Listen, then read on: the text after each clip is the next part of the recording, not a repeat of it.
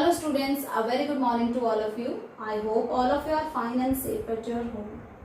So students, many of you have joined 11th class nowadays. कुछ ही दिनों से आपने 11th क्लास ज्वाइन की है। तो बेटा मैं 2 टाइम्स सिलेबस के रिगार्डिंग वीडियोस है वो आपको सेंड कर चुकी हूँ। पहले आप सिलेबस देखिए कि पार्ट 2 बुक्स हैं, 2 बुक्स यू हैव, कुछ चैप्टर्स हैं वो डिलीट हो गए, अब वो आपको राइट नहीं करने हैं। Okay, and ask me for the further work. आप जितना भी वर्क कंप्लीट कर रहे हैं कोई भी चैप्टर्स की रिगार्डिंग है, सो अगर आपकी कोई क्वेरी है तो आप पूछिए। ओके, सो बेटा हम रिवाइज कर रहे हैं पार्ट फर्स्ट का 8th chapter, that is composition and structure of atmosphere. So composition है जिसमें यानी कि किस किस चीज से मिलकर के बना हमारा एटमोस्फेयर। सो उसमें आती है gases and water vapours and dust particle. So वो हम पढ़ चुके हैं composition. Today we will read the structure of the atmosphere. हमारा एटमोस्फेयर उसका स्ट्रक्चर कैसा है। सो स्ट्रक्चर को रीड करने से पहले आपको बता दिया जाता है कि उसे हमने डिफरेंट लेयर्स में डिवाइड किया है। ओके, आपको डायग्राम मैं पहले सेंड कर चुकी हूँ, सो आप वीडियो देखने से पहले उस डायग्राम को अपने पास में रखें, उस बुक को, ताकि आप देख पाए आसानी से। सो बहुत सारी जो डिफरेंट कैरेक्टरिस्टिक्स है उसके बेसिस में हमने इसको लेयर्स में डिवाइड किया है। So first of the layer जो कि हमारे अर्थ सरफेस के बिल्कुल पास है, लोअर लेयर जिसे कहा जाता है, सबसे लोएस्ट लेयर है, that is the troposphere. Okay, this is the troposphere. Troposphere equator पर 18 किलोमीटर, मतलब अर्थ सरफेस से 18 किलोमीटर तक ट्रोपोस्फेयर है, जबकि पोल्स पर ये ट्रोपोस्फेयर की जो लेयर है ये 8 किलोमीटर तक है। ऐसा इसलिए क्योंकि टेम्परेचर में बहुत सारा डिफरेंस है। जो इक्वेटर रीजन है वहां पर टेम्परेचर क्योंकि बहुत ज्यादा होता है तो ट्रोपोस्फेयर है वो ज्यादा थिक होती है, जबकि पोल्स पर टेम्परेचर बहुत कम होता है, इसलिए वहां पर थिन होती है ट्रोपोस्फेयर की लेयर। ओके, सो 8 किलोमीटर पोल्स पर है एंड इक्वेटर पर 18 किलोमीटर है। अगर हम एवरेज इसका बोलना चाहें कि ट्रोपोस्फेयर हमारी अर्थ सरफेस से कितनी ऊंचाई तक पाई जाती है, तो हम 13 किलोमीटर उसको लिख सकते हैं। ओके, यहाँ पर जो एयर है, एयर कॉम्पोजिशन है, जो गैसेस हैं वो यहाँ पर बहुत ज्यादा फ्लोट करती हैं। So air we breathe exist here. Air में ऑक्सीजन हमारे लिए बहुत ज्यादा जरूरी है, कार्बन डाइऑक्साइड बहुत ज्यादा जरूरी है प्लांट्स के लिए। तो अर्थ सरफेस से और 13 किलोमीटर तक हमें इजीली अवेलेबल हो जाती है ये different gases. Contain dust particle and water vapour. Troposphere में dust particle and water vapour जो कि कॉम्पोजिशन हमारे एटमॉस्फेयर का वो पाया जाता है। जितने भी वेदर फिनोमिनाज हैं, आपका रेनफॉल है या स्टॉर्म्स है या फॉग है, ये सब जो वेदर फिनोमिनाज हैं ये कहाँ पर हैपन होते हैं, ये ओनली ट्रोपोस्फेयर में ही हैपन होते हैं। मतलब यहीं पर कंडेंसेशन होगा, यहीं पर प्रेसिपिटेशन स्टार्ट होगा, फॉग होगी वो भी यहीं तक रहती है, और जो हेल स्टॉर्म्स होते हैं, आंधी तूफान, वो ट्रोपोस्फेयर में ही हैपन होता है। Okay, temperature decrease. अब एक टेंडेंसी है ट्रोपोस्फेयर की कि जैसे जैसे ट्रोपोस्फेयर में हम ऊंचाई पर जाएंगे 165 मीटर पर पहुंचने के बाद में 1 degree temperature, 1 degree Celsius temperature है वो रिड्यूस हो जाएगा।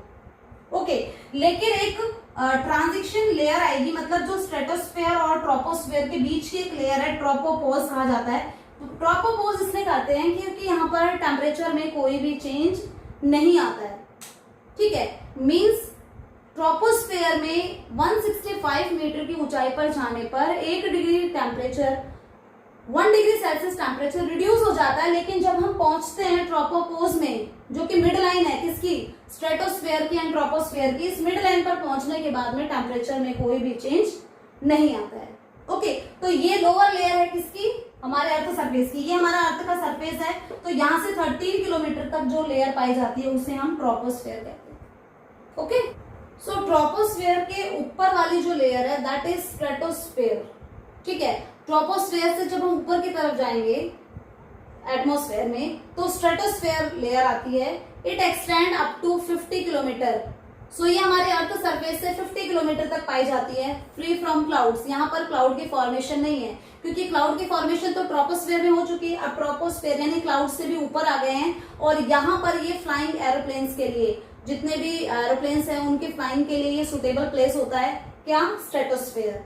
ओके, एंड यहीं पर ओजोन गैस है उसकी लेयर पाई जाती है। ओजोन गैस आपको पता है ना जो सन की हार्मफुल रेज होती है, अल्ट्रावायलेट रेज, उससे प्रोटेक्ट करती है हमको। एक ये कवर की तरह है जो सन से हार्मफुल रेज आ रही है उससे हमारी अर्थ को बचाती है, उससे हमें बचाती है, वायलेट रेज को आने नहीं देती। तो कैरेक्टरिस्टिक में क्या, एक तो फ्री फ्रॉम क्लाउड्स 50 किलोमीटर तक ये है, एरोप्लेन फ्लाइंग के लिए बहुत ज्यादा सुटेबल है, एंड ओजोन जो गैस है उसकी लेयर भी यहाँ पर मिलती है।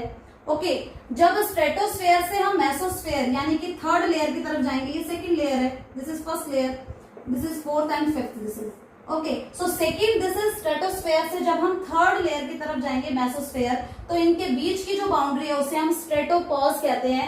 पॉज हमने फिर से वर्ड यूज करा है क्योंकि यहाँ पर भी जो टेम्परेचर है उसमें कोई भी चेंज नहीं आता है, यहाँ पर टेम्परेचर रुक जाता है थोड़े टाइम के लिए। ये एक बाउंड्री है किसकी, मेसोस्फेयर की एंड स्ट्रेटोस्फेयर की। Okay, so third layer of the atmosphere is mesosphere. Okay, mesosphere stratosphere के ऊपर वाली लेयर है, स्ट्रेटोस्फेयर आता है, उसके बाद में मेसोस्फेयर आती है। ये 80 किलोमीटर तक हमारी अर्थ सरफेस से जब हम ऊपर की तरफ 80 किलोमीटर तक जाएंगे तब तक रहती है, मतलब 50 to 80 किलोमीटर जो लेयर है दैट इज मेसोस्फेयर। ओके, यहाँ पर टेम्परेचर है वो -85 to -100 डिग्री सेल्सियस तक, बहुत ज्यादा टेम्परेचर है, उसमें गिरावट आती है। एंड मेटेरॉइड्स जितने भी उल्का पिंड है जब वो अर्थ स्पेस से, जब वो यूनिवर्स से एंटर करते हैं मेसोस्फेयर में, जब वो एंटर करेंगे यानी कि हमारे अर्थ के एटमॉस्फेयर में जब वो एंटर करेंगे तो मेसोस्फेयर में आने के बाद में वो बर्न हो जाते हैं। जितने भी मेटेरियल्स हैं वो बर्न हो जाते हैं, कहां पर, मेसोस्फेयर में। ये कैरेक्टरिस्टिक है मेसोस्फेयर की। Okay, the fourth layer of our atmosphere is thermosphere. इसे हम आयनोस्फेयर भी कहते हैं क्योंकि यहाँ पर कुछ चार्ज पार्टिकल है वो फ्लोट होते हैं, उन चार्ज पार्टिकल्स को हम आयंस कहते हैं। एंड आयंस का इंपॉर्टेंस यही है कि ये रेडियो कम्युनिकेशन के लिए बहुत ज्यादा जरूरी है। ये वापस से जो कम्युनिकेशन होता है उसको वापस से रिफ्लेक्ट कर देते हैं। सो रेडियो कम्युनिकेशन होता है वो किसकी वजह से पॉसिबल है, वो आयंस की वजह से पॉसिबल है। और ये आयंस कहां पर मिल रहे हैं, हमारे एटमॉस्फेयर के कौन से लेयर में, fourth layer, that is thermosphere. So ionosphere से इसलिए कहा जाता है क्योंकि यहाँ पर चार्ज पार्टिकल्स आयंस है वो मिल रहे हैं। और ये लेयर है ये 80 किलोमीटर से 400 किलोमीटर थिक है। ओके, थर्मोस्फेयर के बाद में जब एक्सोस्फेयर आती है तो यहाँ पर थर्मोपॉज है, मींस एक ऐसी बाउंड्री है जहां पर टेम्परेचर है वो डिक्रीज हो जाता है। यहाँ पर टेम्परेचर इंक्रीज बहुत रैपिडली होता है क्योंकि हमने यहाँ पर पढ़ा था मेसोस्फेयर में जो टेम्परेचर है वो बहुत कम हो रहा है, यानी माइनस में जा रहा है, -85 to -100, लेकिन यहाँ पर इंक्रीज होने लग जाता है फिर से थर्मोस्फेयर में। ओके, एंड ये जो इंक्रीज होता है टेम्परेचर ये बहुत ही तेजी से होता है। एंड द लास्ट लेयर जिसे हम अपर मोस्ट लेयर कहेंगे हमारे एटमॉस्फेयर की, that is exosphere. Exosphere is the upper most layer of our atmosphere. Upper most layer है और ये बहुत ज्यादा थिन है, ये बहुत ज्यादा थिन होती है। उसके बाद में यूनिवर्स में हमारा जो एटमॉस्फेयर है वो यूनिवर्स में मिक्स हो जाता है एक्सोस्फेयर, और यहाँ पर लाइट गैसेस मिलती हैं जैसे कि हाइड्रोजन एंड हीलियम।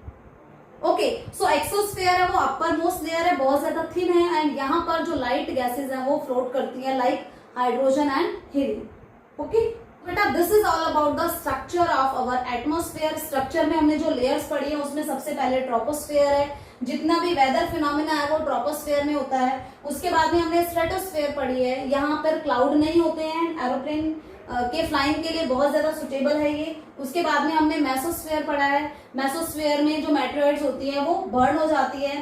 एंड उसके बाद में थर्मोस्फेयर की एक कैरेक्टरिस्टिक्स है, आयंस मिलते हैं यहाँ पर, चार्ज पार्टिकल, जिसकी वजह से रेडियो जो कम्युनिकेशन है वो पॉसिबल हो पाता है।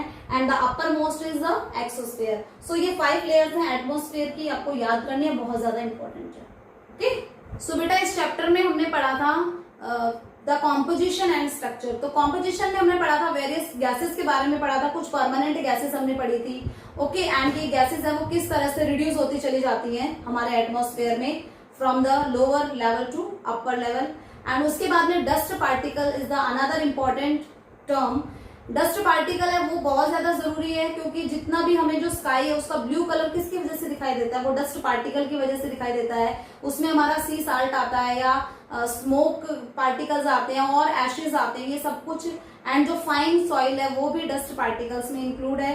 And the water vapour, water vapour है वो the quantity of water in the air. Air में जो वाटर की क्वांटिटी है तो हमारे एयर में जहां पर मैक्सिमम वाटर वेपर्स है वहां पर 4% तो हमारे एयर में वाटर वेपर होंगे, और जिन एरिया जो ड्राई एरिया जहां पर ह्यूमिडिटी बहुत कम होती है वहां पर जो मिनिमम है मतलब 1% वहां पर वाटर वेपर होते ही होते हैं। ओके, सो कॉम्पोजिशन में water vapour, dust particle and gases, mixture of gases. So atmosphere is the mixture of gases that envelops our earth, जिसने हमारे अर्थ को एनवेलप कर रखा है। ओके, एंड एटमॉस्फेयर में ही हम इंक्लूड करते हैं gases, dust particle and water vapours को। उसके बाद में अगर हम स्ट्रक्चर देखें तो डिफरेंट इनके कैरेक्टरिस्टिक्स एंड टेम्परेचर के बढ़ने या घटने पर हमने इसको डिफरेंट लेयर्स में डिवाइड करा है, जो हमने अभी यहाँ पर डिस्कस करी थी। Okay, so structure of atmosphere के बेसिस पर कुछ क्वेश्चंस देखते हैं एक बार। कंपोनेंट ऑफ एटमॉस्फेयर, एटमॉस्फेयर के कंपोनेंट कौन से अभी आपको मैंने बताए थे, that is water vapour and dust particles and gases. Okay, so component में आपने कॉम्पोजिशन के एलिमेंट से लिखने हैं, water vapour, dust particles and gases. Layer that has electrically charge particles, कौन सी लेयर है जिसमें इलेक्ट्रिकली चार्ज पार्टिकल्स है? सो यहां पर आएगा थर्मोस्फेयर और we can say that ionospheres. Okay, ionosphere और थर्मोस्फेयर में पाए जाते हैं क्या? Charge particles. Okay, outer most layer, सबसे आउटर मोस्ट लेयर कौन सी थी? That is exosphere. Exosphere is the outermost layer of the atmosphere. The lowest layer, सबसे अर्थ सरफेस के पास कौन सी लेयर पाई जाती है? That is troposphere. Okay. Next is air is confined to the height of air कहाँ तक? 32 kilometre तक। हमारे earth surface से 32 किलोमीटर तक है वो एयर पाई जाती है। CO2 and water vapours found कहां तक मिलते हैं? हमारे अर्थ सरफेस से, जमीन से और ऊपर हम आसमान की तरफ जाएंगे तो कितने हाइट तक हमें carbon dioxide and water vapours मिलते हैं? दैट इज 90 किलोमीटर तक। ओके, ओजोन लेयर कहां पर मिलती है? Ozone layer is in the stratosphere, stratosphere में मिलती है ozone. So 10 to 50 kilometre, so 10 to 50 kilometre क्या है? हमारा स्ट्रेटोस्फेयर है। तो ओजोन गैस की जो लेयर है वो कहां पर है? स्ट्रेटोस्फेयर में। ओके, तो ऑप्शन में अगर स्फेयर दे रखा हो स्ट्रेटोस्फेयर और अगर हाइट दे रखी हो तो 10 to 50 kilometre. Next, CO2 increasing, जब कार्बन डाइऑक्साइड है वो कैसे बढ़ता है? उसके पीछे रीजन है burning of fossil fuel. Okay, carbon cycle में भी हमने पढ़ा था कि कार्बन डाइऑक्साइड है वो कैसे बढ़ता है? जब बर्न करा जाएगा फॉसिल फ्यूल को तो इंक्रीज हो जाता है carbon dioxide. Next is sky looks blue, किसकी वजह से दिखता है? Dust particle and water vapour. Okay, dust particles and water vapour क्या हो जाते हैं? स्कैटर्ड हो जाते हैं। एटमॉस्फेयर में जब स्कैटर्ड हो जाते हैं dust particle and water vapour, उसकी वजह से हमें स्काई है वो ब्लू कलर का दिखता है। Next is dust particles contain, dust particle में क्या होता है? That is smoke, ashes, sea salt,